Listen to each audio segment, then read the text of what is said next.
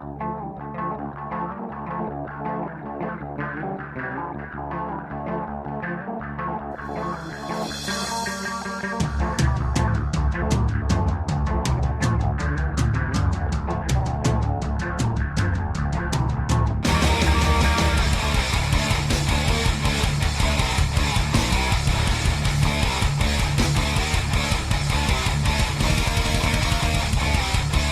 right, MMA Maniacs, it's time once again for your weekly MMA podcast called Split Decision, brought to you from the Ruloff Family Inc. studios.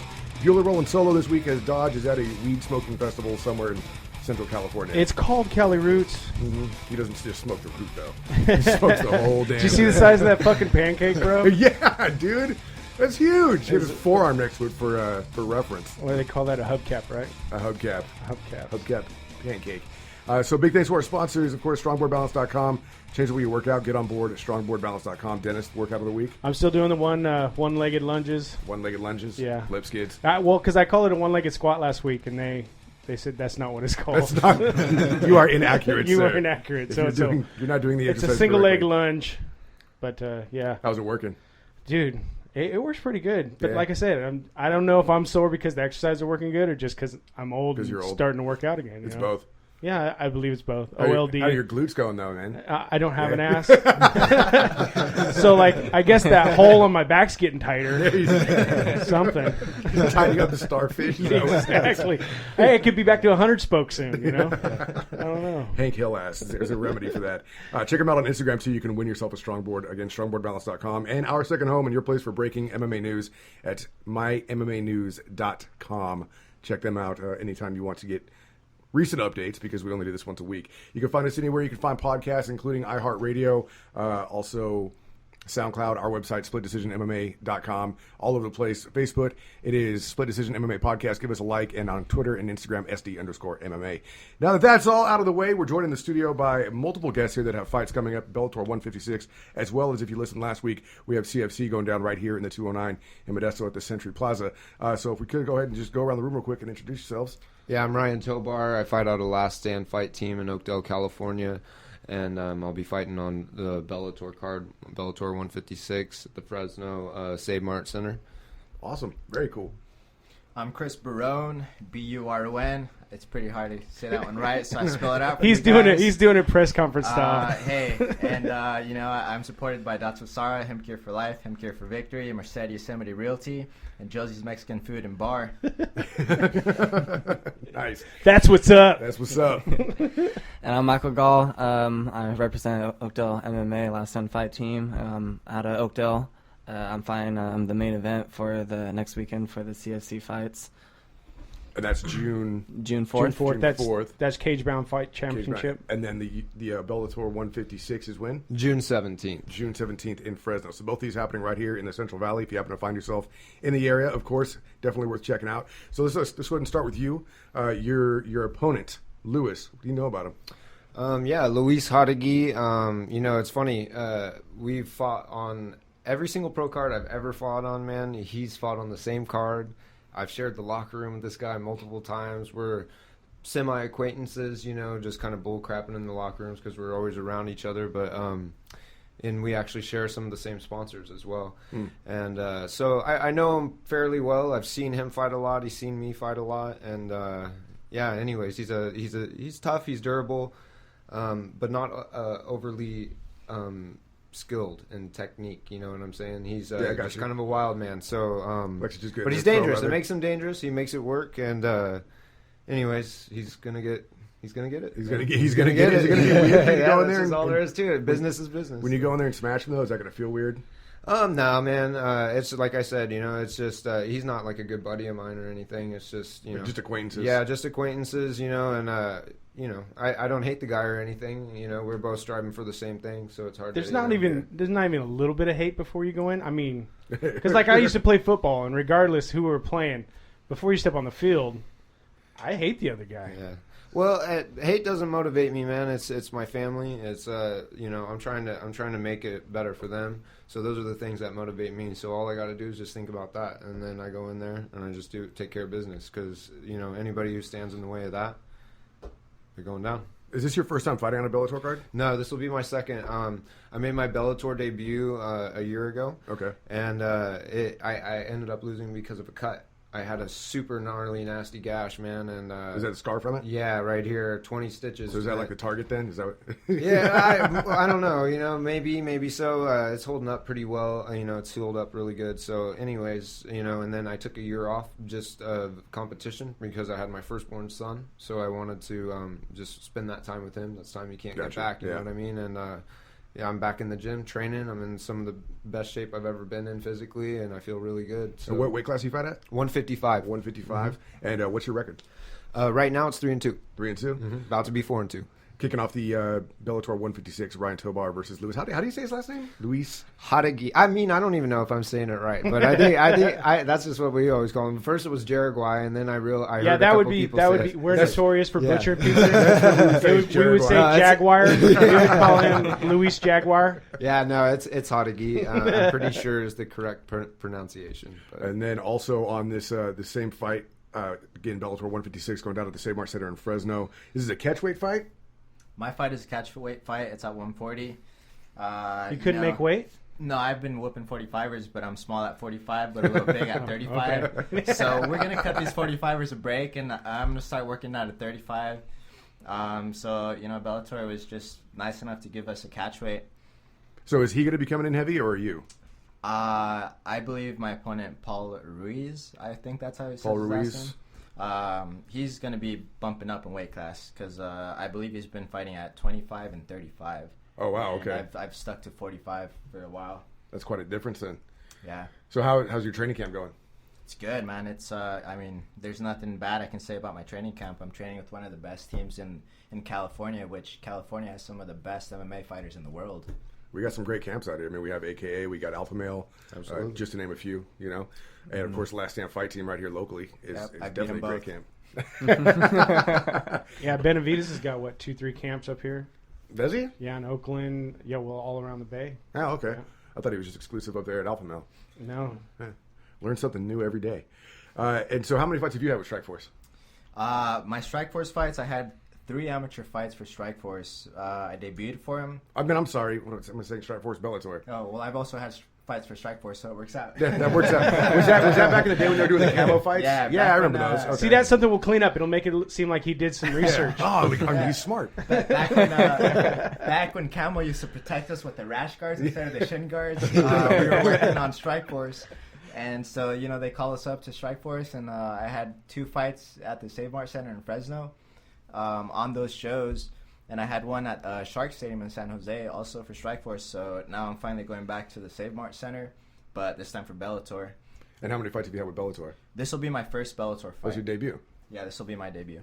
And I'm assuming you're feeling confident going into this one, considering your opponent's going to be smaller. Yeah, I feel great. Not just because of the opponent, but because of the quality of my teammates. Yeah, I mean, that makes a big difference. Obviously, your teammates, your fight team, your fight camp, and all that stuff. But the fact that you've been whooping on 45ers and you're going against a guy who's fighting at 25, I feel pretty damn good about that. Yeah, man. It was breaking hearts. They were like, hey, man, we can't have this little guy whooping these 45ers, man.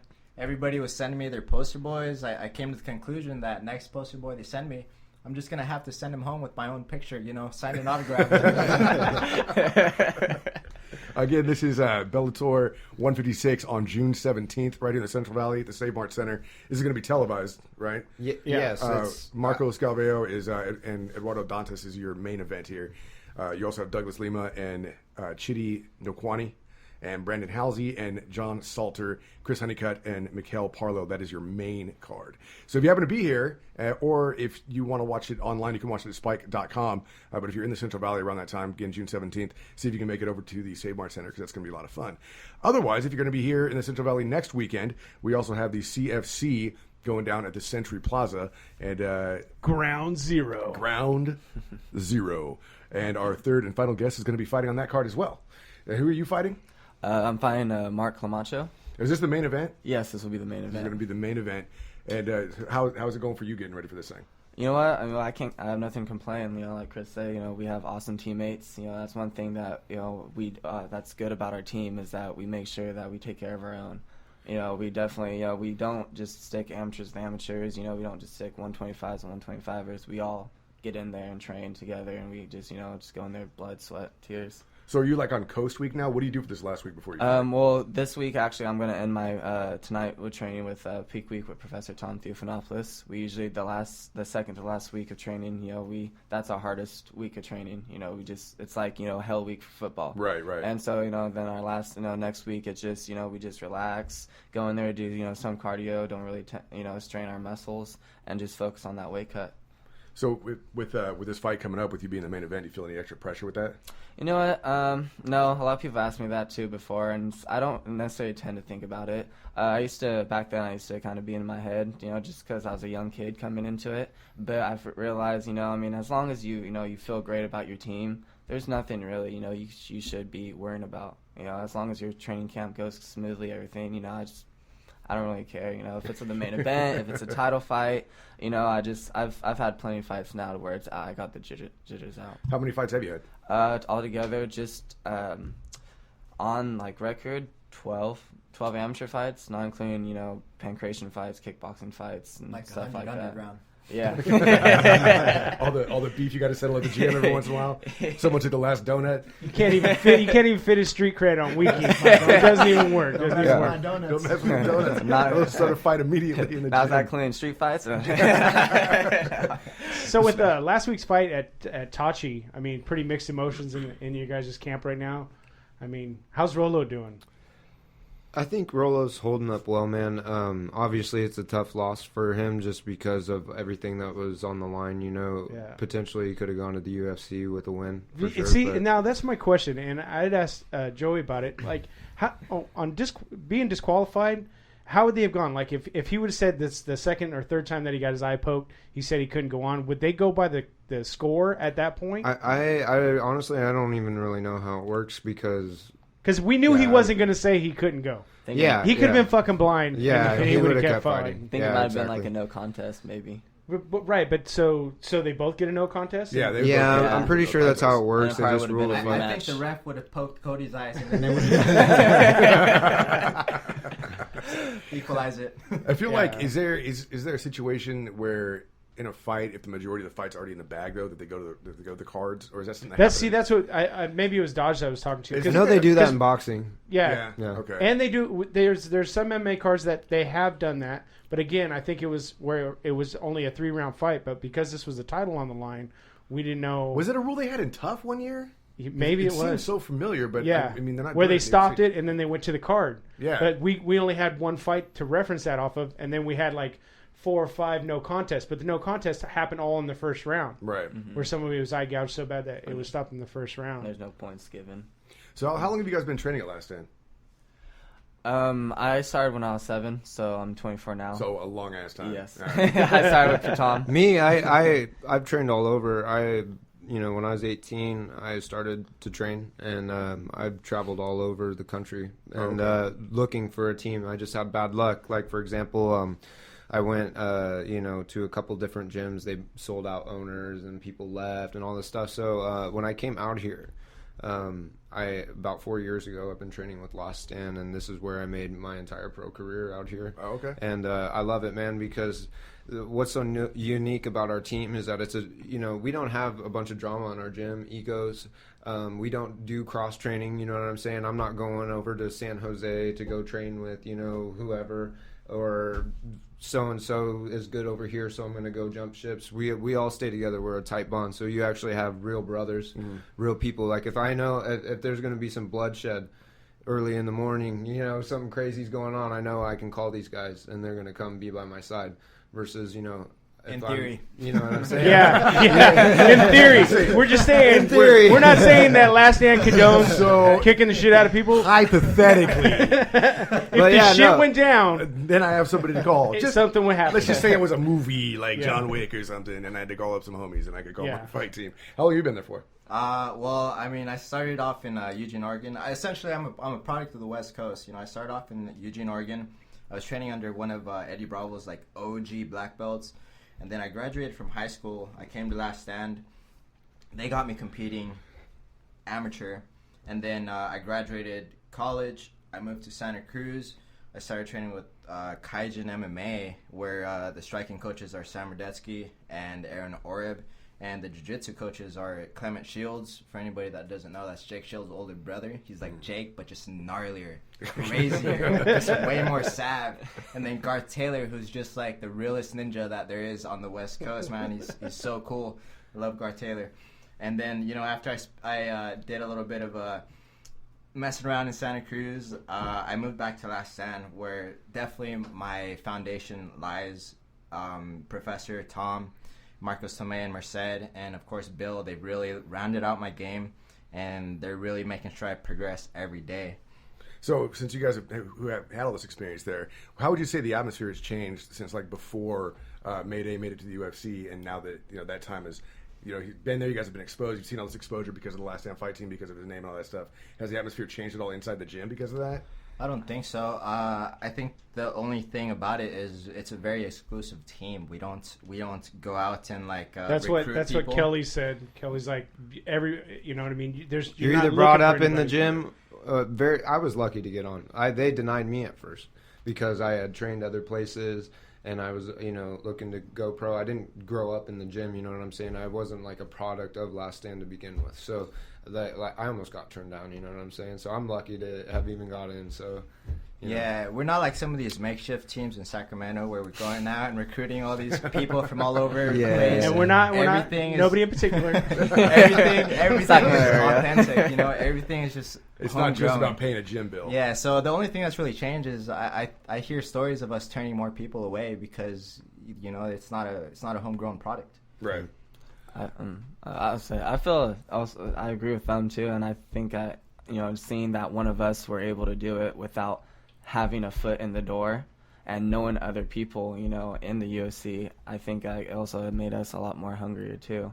Knowing that makes sense. Yeah, knowing that one person someone get that exposure, then all of a sudden it's like, wait a second, we can all do this. Yeah, it's like we don't need other people just to get us in there. Yeah, cool. like I knew Angel before he even started training. Like I knew Angel when he was like 315, and he would fight with us at work. And I think that's kind of what got him started. Is we had this thing at where I work. It's called The Game. It's all Brazilian jiu-jitsu, submission holds and stuff like that. And even at 315, you could tell that this cat he was able to move. And then the next time I see Angel, you guys got him down to 205, and then he's telling me he's gonna get to 185. I was like, you fool of shit.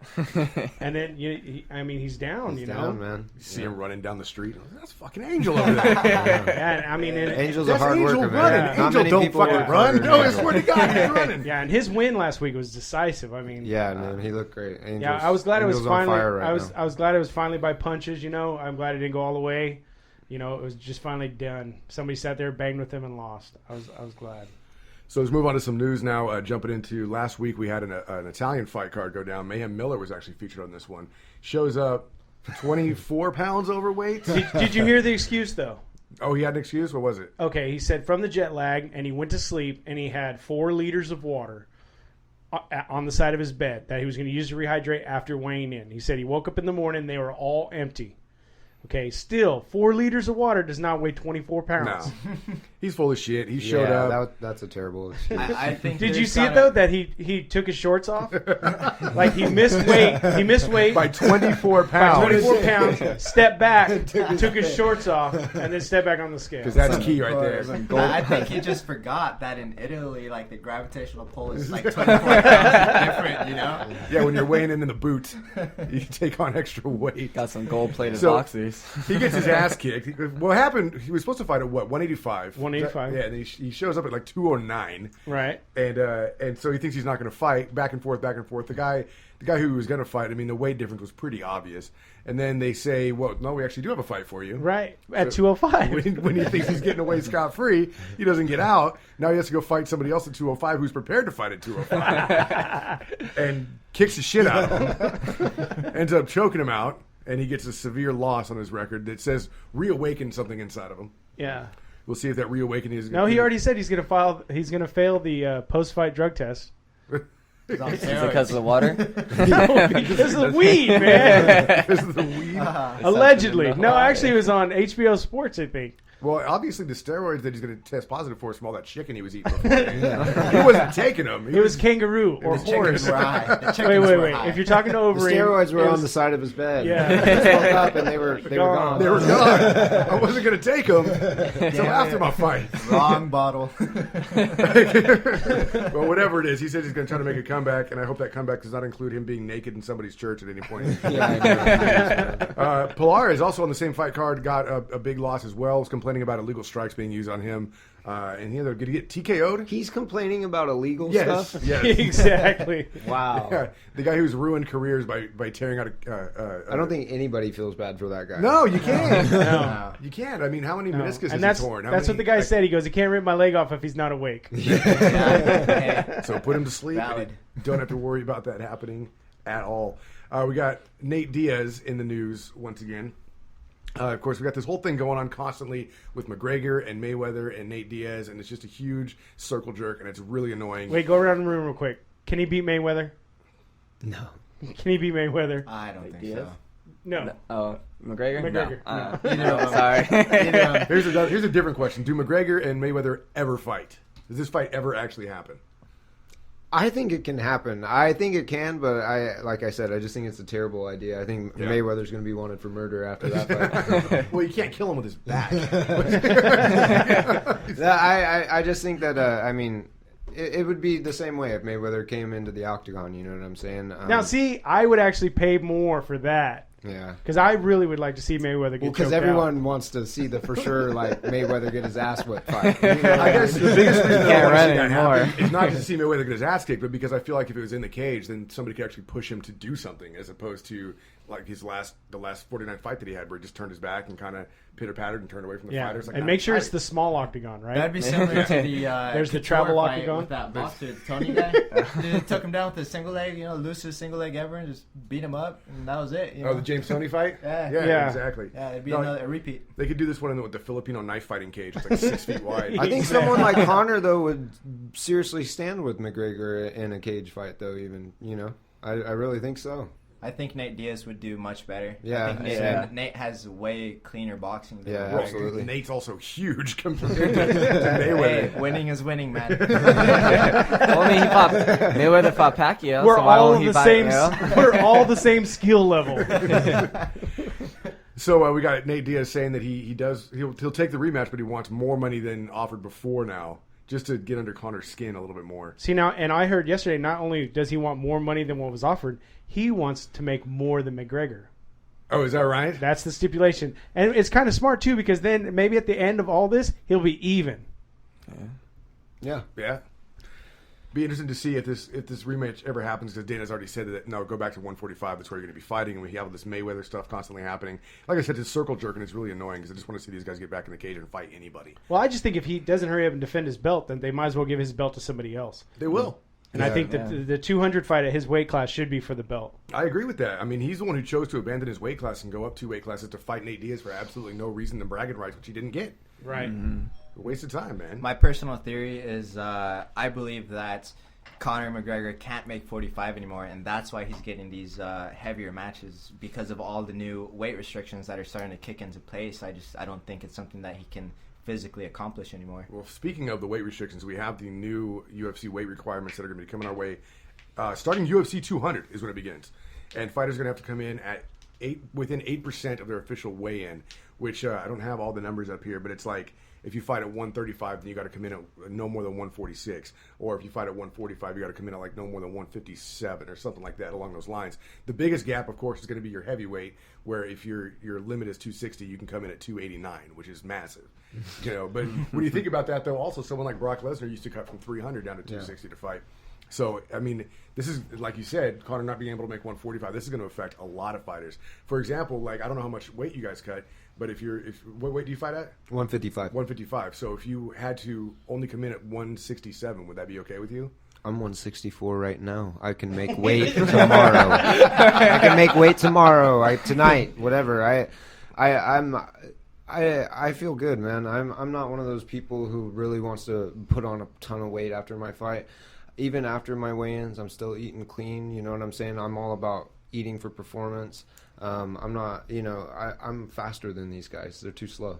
So you wouldn't have to worry about that at all. No, it is no problem for me. And honestly, if anything, this might be my last fight at 55 because my cut's so easy. Really? So you think about going to 45? Yeah, I'm considering. Okay. Yeah. Now, you said you're dropping down weight because you were fighting at 145, but you're fighting 45ers. So would something like this affect your weight cut? No. See, my biggest hardship at 45 was keeping myself from hitting the weight too soon. So it was a constant struggle of, playing with my weight as far as kicking it back up and then not letting it get too low. And sometimes because I had to jump around so much, it'd make my cut a little bit more difficult. But now that I'm fighting lighter, I can relax a little bit more and just let my body do what it wants to do and just make things easier for myself. How about your weight cuts? Honestly, ever since I've been training now, I've always been at 125, and this has actually been the heaviest that I've been training for this fight. So right now I'm probably 134 still, and I'm not okay. Even, So this wouldn't affect any of you guys. No. But someone like, say, Mark Hunt, who we know is a big dude, right, and fights at 260, fights at the heavyweight, it wouldn't surprise me if he weighed in, checked in typically more than the 289 that they're allowed. So I'm kind of wondering what they're saying here is if for some reason, let's just use Mark Hunt for an example, shows up and he's at 290 instead of the 289 which he's supposed to be at. He's not going to lose his fight, but what they're going to do is they're going to put somebody with him like a weight cut professional that's basically going to sit with him every single step of the way. So you get an easier cut. You get an easier cut, I guess. But guys like that, though, I don't care what weight class you fight in. If you have all that extra weight on your body, it's not good. It's I don't care if you're heavyweight or whatever weight it is. If you're carrying around a lot of extra body fat and all that stuff, it's just not healthy anyway. You look at it. Speak for yourself, man. Come on now. But you guys ain't stepping in the cage. Simmer down now. You guys ain't stepping in the cage. Right? But as a professional athlete, and you're this is a battery pack for a sex machine. I thought that was just the balance board physique. Right? It's called dad bod. Yeah, it's dad bod. We got dad perfect bod. dad hey, bod. you're working on it. You're doing your Exactly, one-legged lunges, man. Respectable. Oh, I'm only doing it because of the sponsorship. I'll tell you right now. Any other way, I would be doing it. But what I think what they're getting at is they want fighters to be more like you guys. This is what they want. What they're tired of is that having a 185 guy come in and fight a 145er where it's not even right, Yeah. Or even like Cyborg. Someone was saying that 2 fights ago she weighed in at 145. She came into the ring, she was close to 182. Yeah. Well, some of them, they put on a lot of weight. I mean, if you look at somebody like Anthony Rumble Johnson, who is a light heavyweight fighter, who is cutting all the way down to 170. Well, trying to. Well, yeah, he only missed weight 5 times. only. So, I mean, it's going to affect guys like that a lot, and that's good. It's healthier because obviously you can have a lot of complications with weight cuts, as we've seen in the past.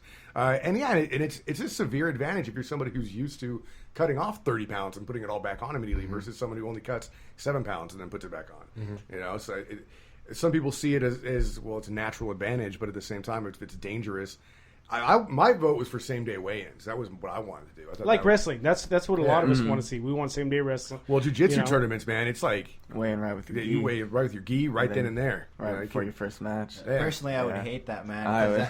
The day of the fight, I just want to chill and relax and not do anything. It's just that makes seems like sense. a hassle to have to weigh in that day, and you're going Too much you're on your running mind around at all that over the point. place. So this would be a better solution then. I think so. I like the way that they're doing things. I think they're cracking down on a lot. I think everyone always had like a speculation of a lot of people in the sport using banned substances and stuff like that. USADA's cracking down on that. You're seeing a lot more people get caught. So, and you're seeing the physiques change of a lot of fighters at the weigh-ins, man. See, that's the biggest thing. Yeah. That with the weigh-in crackdown and USADA stepping in, drug testing. I mean, you see everybody's physiques changing. Yeah. Well, except for Dodson. Well, He's gonna look like that until he dies. Yeah. You got, so there's something else that somebody brought up online recently was I remember the cell of the UFC was a conversation a couple weeks back. Right. Somebody wrote a really interesting article about the whole USADA stepping in, this whole new weight restriction thing, and a lot of the Reebok deal and stuff like that. Is possibly the UFC tightening up some loose ends before they do finally sell the company? I don't think they're going to sell it. I think, like you said, they're going to let people buy into it. We've also heard the rumor that they're going to become an IPO to where people could buy shares. So I think with this lawsuit coming where they want the fighters to be paid equally, that this is going to have to become it's going to have to become an NFL or an NBA where nothing can be hidden anymore. Because right now, I mean, we've talked about it before with Gene, where we see what people are getting paid, but we don't see what people are getting paid. Because between you guys, we've seen, and from different people, we've seen what's printed on there as to what people are getting paid, and we've seen pictures of checks to what people are getting paid. And I don't think it's right.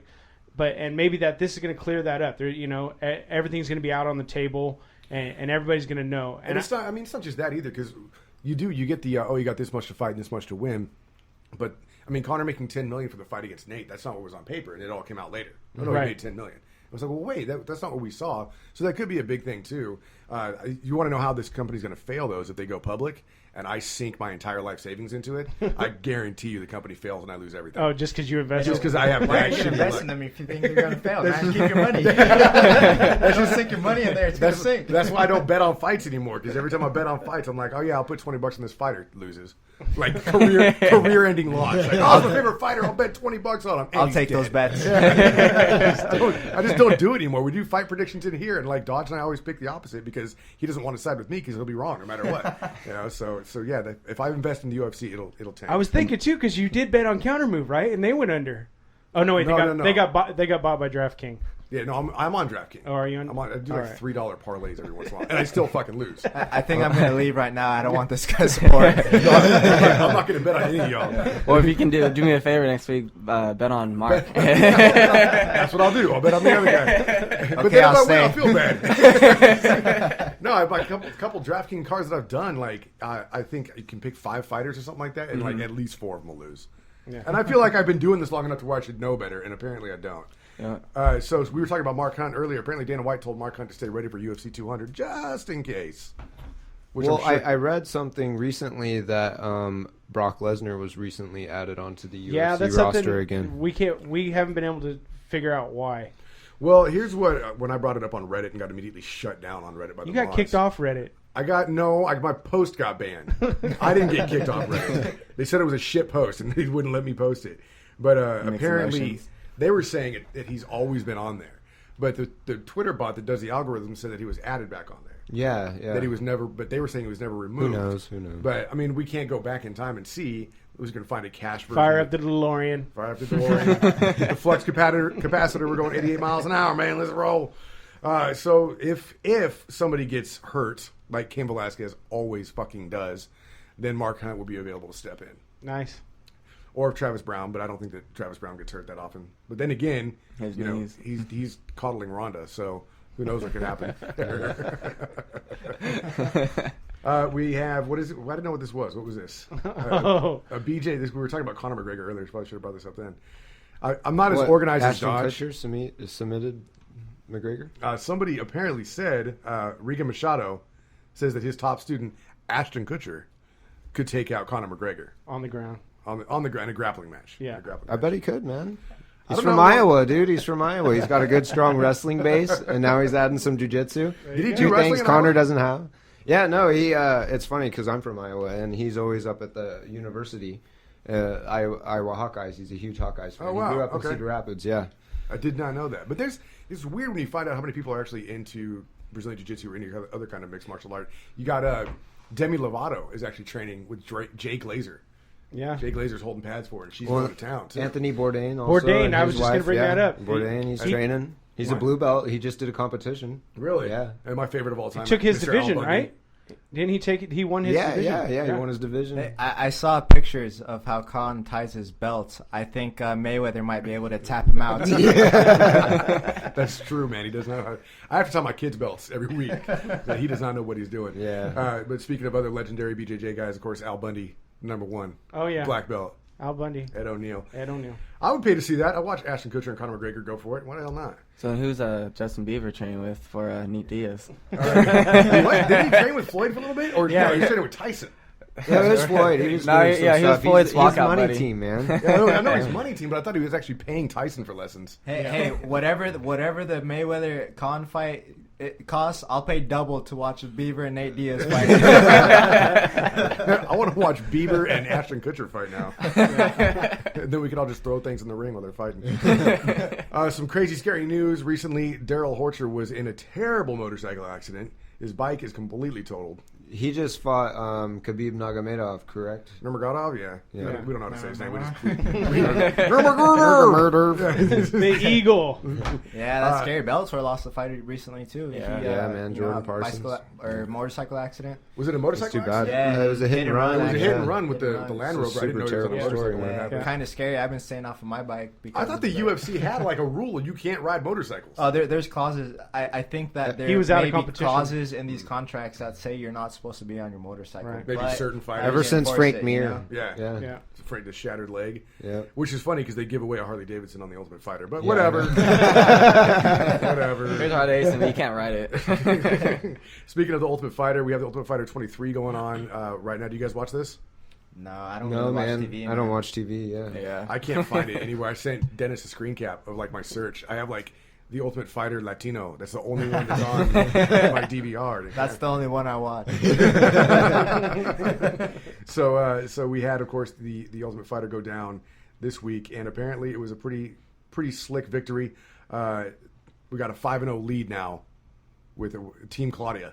Yeah, and there was something Wow. cool. There was something cool this week with that deal. I guess before he left to come be on the show, his old lady caught him slipping. This is just a highlight or whatever. So she told him, if you don't come home and talk to me about it, I'm leaving. And so he sat down with Dana and told Dana, he's like, I gotta make this right. So Dana actually let him fly home for 3 days to do whatever he had to do to settle with his wife. And then he came back and then he told the camera, he goes, I can't tell you what happened. He's all, but we're square and everything. And so he's back to fighting. That's bullshit. He got to go home and get laid while all these other motherfuckers had to wait in the house. I don't think he got laid, bro. Oh, trust me, if they straightened it out, he got laid. Oh, yeah. They went home and they worked it out all right. He got chewed and then he got chopped. Yeah. They straightened it out.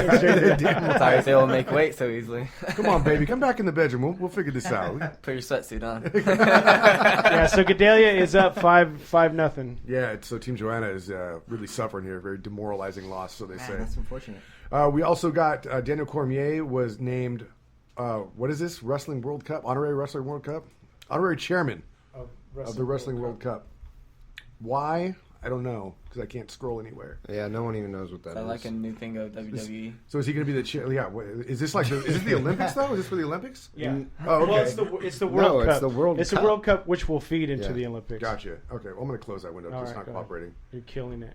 It's everything's broken now. You're dead now. Wanderlei Silva wants to jump into an open weight tournament in Risen. Is it Risen or Risen? Risen. And he says he will stomp the face of any fighter who crosses his path in the Risen open weight tournament. And if there's anybody who likes to stomp faces, it is without a doubt Wanderlei Silva. Yeah. Back to Japan.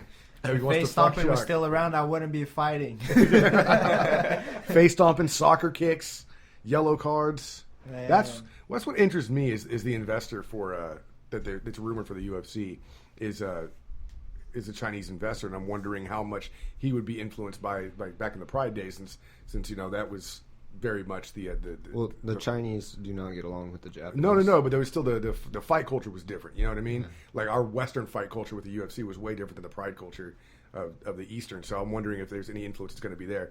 And I'm not saying that we can't have a fight between Japan and China in the cage. That would be awesome. That would be terrifying. It'd be bloody. But nonetheless, Wanderlei Silva wants to go into an open weight tournament in Risen, and I would love to see him in with those rules again, with the head stomp and the soccer kicks. It's a scary man right there. That is a very, very scary man. And then we have UFC Ultimate Fight Night 88 going down this weekend on Fox Sports 1. If you get a chance, you got Aljamain Sterling, who's going to be headlining the UFC Fight Pass, which is only 2 fights this time around. You got Chris De La Rocha going up against Adam Milstead, and then Aljamain Sterling going up against Brian Mr. Cupcake. Mr. Cupcake. Mr. Cupcake. Mr. Misha Tate. How bad is he? Can't lose. He can't. If he loses, she's gonna kick his ass. Yeah. You got to keep that in mind when you're fighting. Aljamain Sterling, he said he's happy to be headlining the Fight Pass cards. He said it's a great opportunity, bring some more viewers to the Fight Pass. Also tweeted out something, I couldn't find the tweet, but Misha Tate took it to heart and basically said that he was being sexist. I think he compared Brian Caraway to, if, like, I'm going to whip your ass like a female fighter or some shit. I have no idea. I can't find the tweet. But Miesha Tate was like, you do realize that comparing a male fighter by trying to demoralize a male fighter by comparing him to a female fighter, that's actually sexist. So Miesha Tate coming to Brian Caraway's rescue once again on Twitter. We'll see what she does for him in the corner. Everyone's just overly sensitive nowadays. Quit being a bitch. Yeah. Quit being a bitch. That's sexist. Stop being sexist. What happened to the good old days where you could just like talk shit and no one, Cares. That's what I do. I'm still waiting to get called in the office for it. Okay, so we got your prelim card. This is where you kick off on Fox Sports 1 with Eric Koch going up against Shane Campbell. Also got Jake Collier going up against Alberto Uda. Abel Trujillo is fighting Jordan Rinaldi, and Sarah McMahon is going to be your main event on the prelim card up against Jessica Ai. Take an evil eye. Take an evil eye in that one? Yeah. I will go McMahon, Trujillo, and then I don't have a dog in the other two fights. So you guys got any connections with any of these folks? I'm thinking everybody who picked, I'm picking the opposite of. Yeah, pick the opposite. The opposite. That's the smart way to do it. Here's a name we haven't seen in a while. Kicking off your main card on Fox Sports 1, Josh Berkman is going to be fighting. I don't know when the last time we saw him fight was. He's going up against Paul Felder. I would like to see something positive come out of Berkman. How long has he been in retirement? Now I have to look. No, he just fought for the UFC not too long ago. Well, and he then he got was back fighting into in the World UFC Series 'cause of he Fighting. choked out Oh, is Fitch. that what it was? And, Yeah, he's actually been active. Oh, yeah, okay, so he fought... Yeah, he fought KJ Noons. Yeah, I didn't realize that. Yeah, he's Yeah. been very active. It just seems like I haven't seen that name in forever, so what do I know? I don't know shit, apparently. George Masvidal is going up against Lorenz Larkin. Masvidal. I don't know, man. Larkin's heavy. He throws hard. Kamosi. He's Chris jumping Camosi's ahead. He's coming jumping up, ahead. Chris Camozzi in the I next just fight seen it on the screen. up against Vitor Miranda, so you're taking Camozzi, I'm assuming. Yeah, I like Chris Kamosi. Yeah. man. Then we got Tariq Safadine going up against Rick Horror Story, a guy who was on his way to the top and then got stopped for whatever reason. I got Tariq Safadine in this one, I think. Yeah, over the another story. Northwesterner right there. He's from Washington. Yeah? Yeah, he was like about 3 hours away from where I started training. All right, on. Yep. Beat up some of my teammates, unfortunately, but that's how it goes sometimes. When you were training up in Washington, did you train with Jeff Hoagland at all? Nah. No. Hannah Barrow going up against Lil Heathen Stevens. This could be a great fight. Unless he passes out. Stevens, man. If he passes out in the bathtub before the weigh-ins, he's going to be late to don't it. tell What happened? I don't anybody. know. I fell asleep. These Brazilians. Brow's one of those guys who's anybody never look really good. looked the same. Yeah, yeah. So if that jet lag, don't fuck. That's like 4 bottles of water. And your main event going up against two guys who are completely undefeated. I believe Thomas Almeida is 22-0, and Cody Garbrandt is 8-0. Garbrandt, I don't even like watching this guy fight because my girl drools all over the couch. Like a CK model in the cage. Like, turn the fucking TV off. But this is going to be an interesting fight, man. I saw one of Cody Garbrandt's amateur bouts where he got knocked the fuck out. Obviously, he's been undefeated since he came into the professional world. But Thomas Almeida bringing a huge record of 22-0. This could be a really, really good fight. I guess before we close out the podcast, what are you guys' picks on the main event? Man, I don't really care, to be honest, who No, wins, but I think that Almeida might get the nod in this one. Almeida? Just off of the experience. All right. What about you? I also think Almeida's going to take it, only because, I mean, come on, 21 wins. You can't be wrong 21 times. I don't know. Hannah Cody's Barrow got was. 8. Yeah, you know, I don't know. Just looking at the numbers on their record, I'm going to say Almeida. But, hey, man, if Cody wins it, cool. Good for him. That's another win from Northern California if he does. Yeah, I was gonna say, we'll always root for or at least I will. The guy, the California yeah, boys, so man. I mean, good luck to Cody, but he's gonna need it, I think. Best MMA fighters in the world are in California. And what do you think? So I agree with these guys. Honestly, I choose experience over 8 wins. Over 8 wins? Yeah, I mean 22 wins. That's a pretty big statement, you know. for sure.